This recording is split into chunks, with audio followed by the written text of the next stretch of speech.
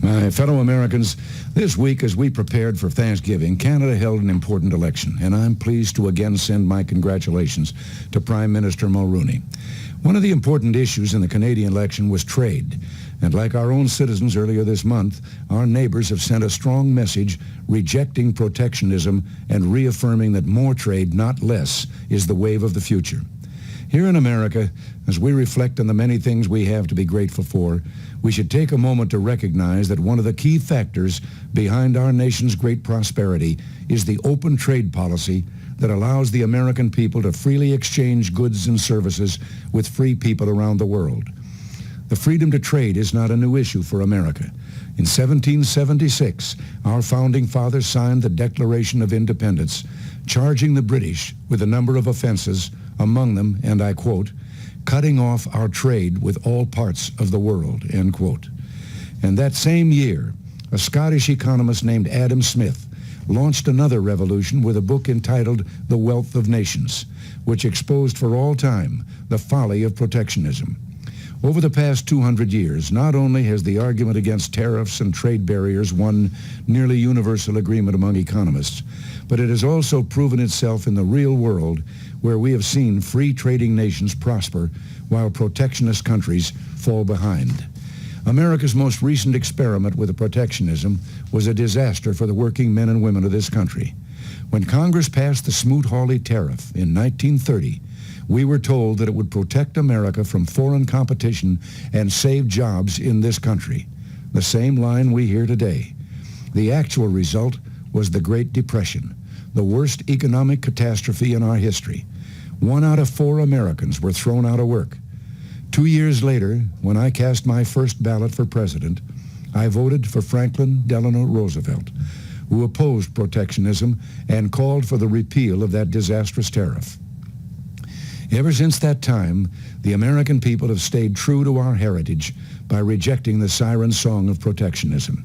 In recent years, the trade deficit led some misguided politicians to call for protectionism, warning that otherwise we would lose jobs. But they were wrong again.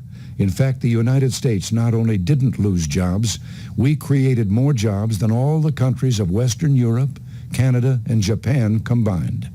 The record is clear that when America's total trade has increased, American jobs have also increased. And when our total trade has declined, so have the number of jobs. Part of the difficulty in accepting the good news about trade is in our words. We too often talk about trade while using the vocabulary of war. In war, for one side to win, the other must lose. But commerce is not warfare. Trade is an economic alliance that benefits both countries.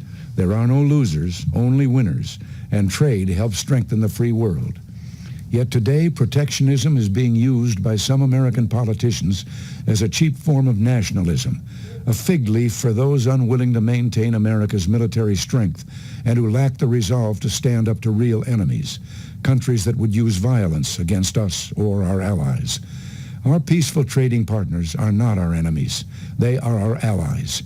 We should beware of the demagogues who are ready to declare a trade war against our friends, weakening our economy, our national security, and the entire free world, all while cynically waving the American flag.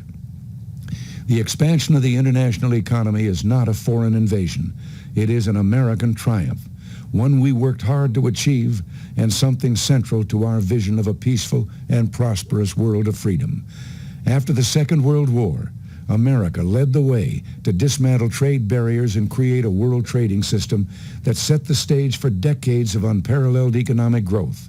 And in 1 week, when important multilateral trade talks are held in Montreal, we will be in the forefront of efforts to improve this system. We want to open more markets for our products, to see to it that all nations play by the rules, and to seek improvement in such areas as dispute resolution and agriculture. We also want to bring the benefits of free trade to new areas, including services, investment, and the protection of intellectual property. Our negotiators will be working hard for all of us. Yes, back in 1776, our founding fathers believed that free trade was worth fighting for, and we can celebrate their victory, because today, trade is at the core of the alliance that secure the peace and guarantee our freedom. It is the source of our prosperity and the path to an even brighter future for America.